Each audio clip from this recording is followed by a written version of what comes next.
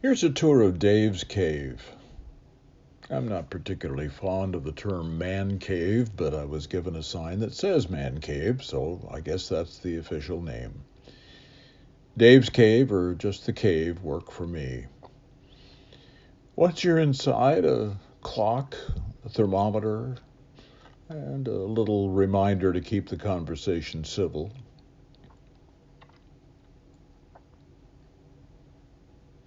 This is probably the centerpiece of the cave, a 1950s vintage pachinko machine from Japan.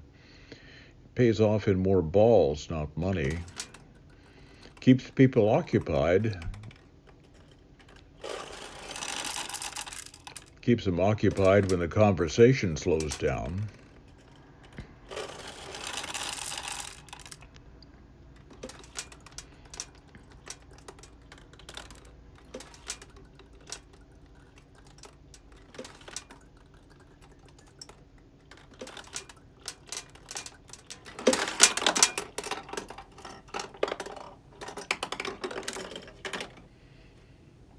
Okay, so it sticks once in a while. But I know just where and how hard to hit it to get it to pay off. All in all, it's a nice addition to the cave. No man cave is complete without a refrigerator. My coffee cup collection started out as a few cups from radio stations where I worked and just kind of went from there. KLOG in Kelso, Washington. KUIK in Hillsboro, Oregon. News 15, KYXI in Portland. KJIB FM, KWJJ AM. They were actually located in the old Wilcox Mansion on the edge of downtown Portland. There it is on that coffee cup. Interesting place to work.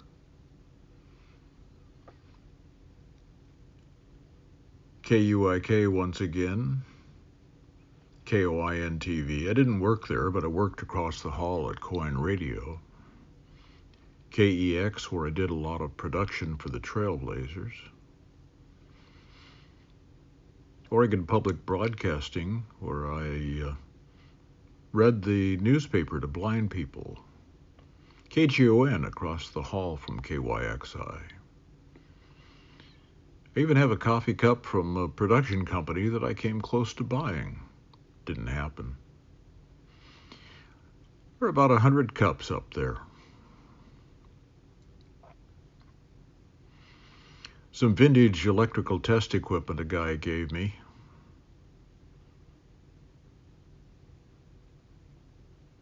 Pay no attention to the junk that is accumulated on that shelf besides that. Here's a real fire bell. I need a push button for it, but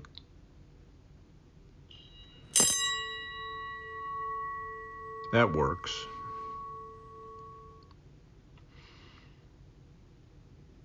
That's pretty much self-explanatory. The shelf is just stuff, old unique tools that are fun to look at. Some of the Cubans have been working on the place, brought me a genuine Cuban cigar. I put it on display, and that's where that's going to stay. I'm not going to smoke that. Star was a boat that my grandfather built. That's the name board from her. The obligatory man cave sign, a gift. Oh, look, more coffee cups. Some steam stuff that I put in here, some valves and gauges. I remember this old lamp from when I was a kid.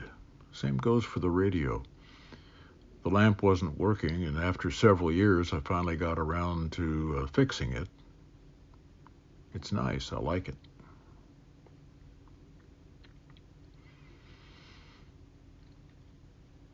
Okay, the chair. I bought that at Habitat for Humanity for $7.49. It's a recliner, and it's in good shape. I made the tables to go in here.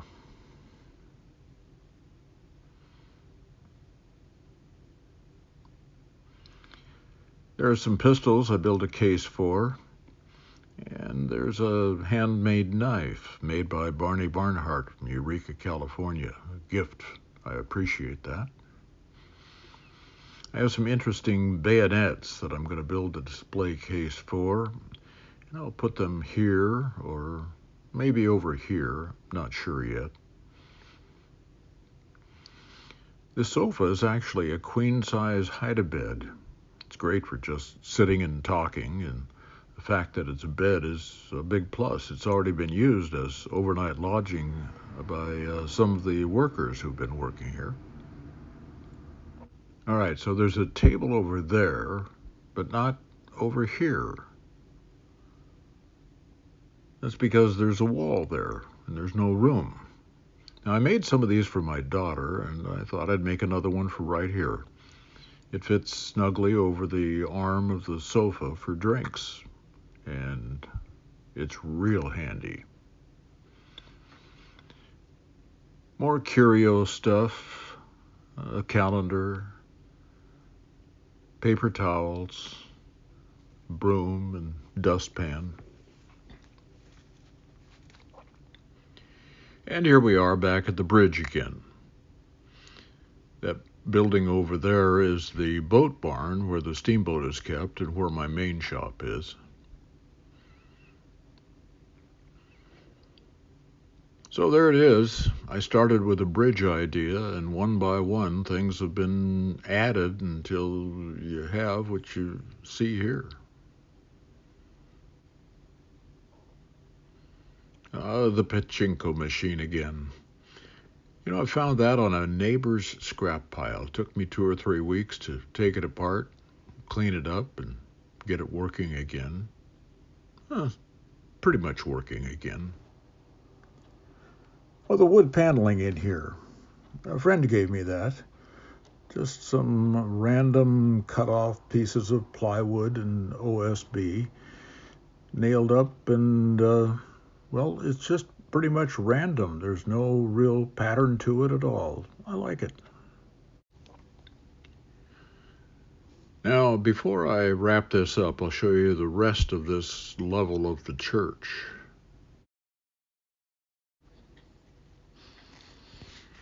This unfinished room on the right has become sort of a catch-all while I've been working on the other 2 rooms.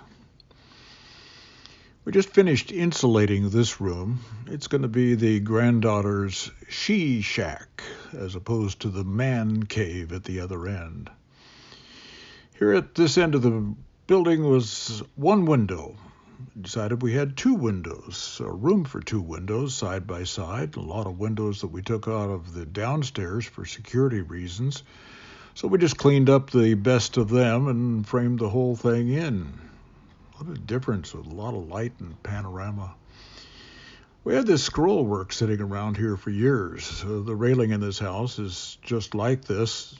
Took some of the metal and duplicated it and made it what it's like in the house. Pretty fancy for this space, but I like it.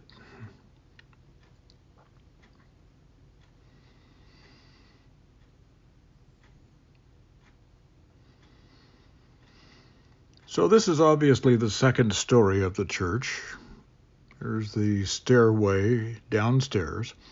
They have 2 trailers, a fishing boat, the Kubota tractor stored down there, also a second workbench and some tools. So here's our view. Neahkahnie Mountain and the range off to the north.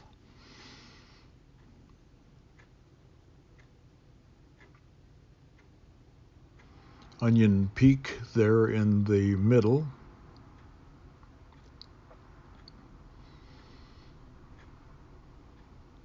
Looking up the river toward the city of Nehalem. Highway 101 here in the front. Okay, so let's get back to the cave. This is a mess, but I wanted to give you an idea what the rest of the building looks like.